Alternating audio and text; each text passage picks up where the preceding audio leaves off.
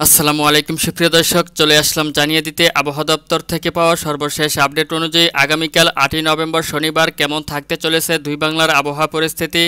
শনিবার 24 ঘন্টার আবহাওয়ার খুবই গুরুত্বপূর্ণ মেঘবৃষ্টি, নিম্নচাপ ও শৈত্যপ্রবাহের পূর্বাভাসে জানানো হয়েছে আপাতত বাংলা থেকে বিদায় নিয়েছে বৃষ্টিপাত। তবে 9ই নভেম্বর সোমবার রাত থেকে তাপমাত্রা ব্যাপক হ্রাস পেতে পারে ও পশ্চিমাঞ্চলে বাড়তে পারে শীতের তীব্রতা। তবে রাত ও দিনের তাপমাত্রা কিছুটা পার্থক্য হতে পারে। আবহাওয়াবিদরা আরও জানিয়েছেন 8ই নভেম্বর সকাল থেকে রাতের মধ্যে সিলেট ও চট্টগ্রাম বিভাগের একাধিক জেলার আকাশ মেঘলা থেকে মেঘাচ্ছন্ন থাকতে পারে। তো সুপ্রিয় দর্শক, 8ই নভেম্বর শনিবার সকাল থেকে রাতের মধ্যে আরও বিস্তারিতভাবে আপনার জেলার আবহাওয়ার পূর্বাভাস জানতে ভিডিওটিতে একটি লাইক দিয়ে পুরো ভিডিওটি দেখতে থাকুন এবং কমেন্ট বক্সে আপনার জেলার নামটি লিখে দিন। এবার বিস্তারিত জেনে নিন এক নজরে। তো সুপ্রিয় দর্শক, প্রথমে আপনাদেরকে আমি ইউরোপীয় রাডারের মেঘমালা অনুযায়ী জানিয়ে দিব আগামী 8ই নভেম্বর রোজ শনিবার সকাল 6টা থেকে পরবর্তী 24 ঘন্টার মধ্যে বাংলাদেশের 8 বিভাগের 64 জেলাসহ পশ্চিমবঙ্গ, আসাম, মেঘালয় ও ত্রিপুরা রাজ্যের কোন জেলার আবহাওয়া পরিস্থিতি কেমন থাকার সম্ভাবনা রয়েছে এবং দুই বাংলার কোথাও কোনো বৃষ্টিপাত সহ ঝড় বৃষ্টির সম্ভাবনা রয়েছে কিনা, এছাড়াও দুই বাংলার কোথায় কোথায় শৈত্যপ্রবাহের দেখা মিলতে পারে বিস্তারিত এই মুহূর্তে আমি জানিয়ে দিচ্ছি। তো সুপ্রিয় দর্শক, শনিবার সকাল 6টার দিকে চলে আসলে সিলেট বিভাগের একাধিক অঞ্চলের আকাশ দেখতে পাচ্ছি যে মেঘলা থেকে মেঘাচ্ছন্ন রয়েছে। এদিক থেকে খুলনা, বরিশাল বিভাগের উপকূলবর্তী দু এক জেলার আকাশ আংশিকভাবে মেঘলা থেকে মেঘাচ্ছন্ন থাকার সম্ভাবনা রয়েছে।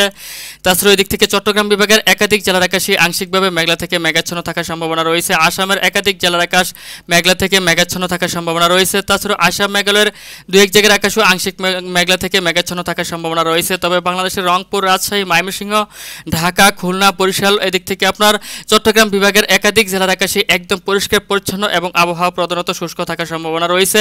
পশ্চিমবঙ্গের প্রত্যেকটি জেলার আকাশে একদম পরিষ্কার থাকার সম্ভাবনা রয়েছে।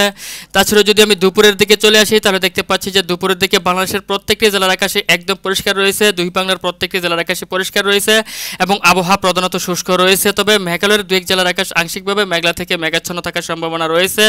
তাছাড়া যদি আমি সন্ধ্যার দিকে চলে আসি তাহলে দেখতে পাচ্ছি যে বাংলাদেশের 8 বিভাগের প্রত্যেকটি জেলা সহ পশ্চিমবঙ্গের প্রত্যেকটি জেলার আকাশে একদম পরিষ্কার পরিচ্ছন্ন রয়েছে, আবহাওয়া শুষ্ক রয়েছে, দুই বাংলার কোথাও কোনো বৃষ্টিপাত কিংবা ঝড় বৃষ্টির সম্ভাবনা নেই।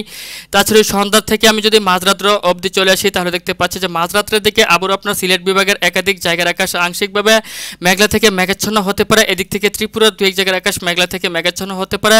চট্টগ্রাম বিভাগের দু এক জায়গার আকাশ আংশিকভাবে মেঘলা থেকে মেঘাচ্ছন্ন হতে পারে। তাছাড়া রংপুর, রাজশাহী, ময়মনসিংহ, ঢাকা, খুলনা, বরিশাল বিভাগের প্রত্যেকটি জেলার আকাশে একদম পরিষ্কার পরিচ্ছন্ন থাকবে এবং আবহাওয়া শুষ্ক থাকার সম্ভাবনা রয়েছে।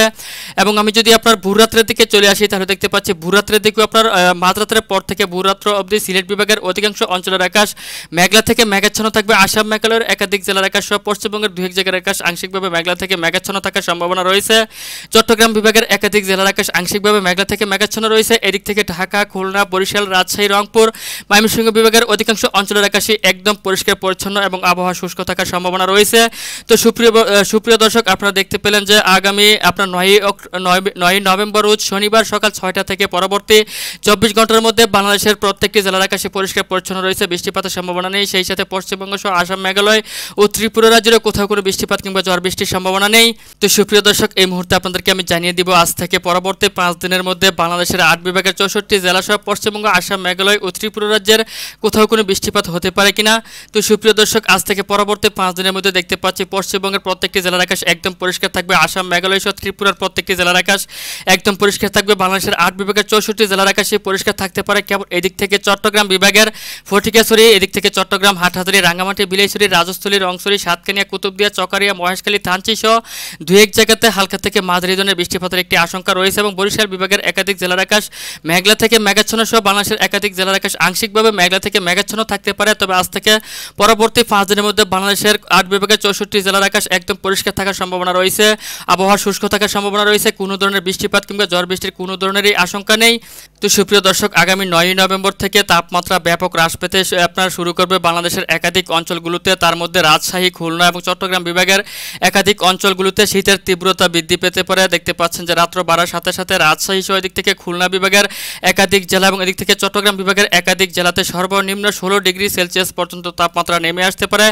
একই সাথে পুরো বাংলাদেশে শীতের তীব্রতা কিছুটা বৃদ্ধি পেতে শুরু করবে। বাংলাদেশের 8 বিভাগের 64 জেলাতেই তাপমাত্রা হ্রাস পেতে শুরু করবে এবং আপনারা দেখতে পাচ্ছেন যে এদিক থেকে এদিকে পশ্চিমবঙ্গের মেহেরপুর, রাজশাহী সহ একাধিক অঞ্চলগুলোতে আপনার তাপমাত্রা একেবারে 15 থেকে 16 ডিগ্রিতে নেমে আসতে শুরু করবে। এদিক থেকে আপনার পশ্চিমবঙ্গের একাধিক অঞ্চলগুলোতে শীতের তীব্রতা ব্যাপকভাবে বৃদ্ধি পেতে শুরু করবে।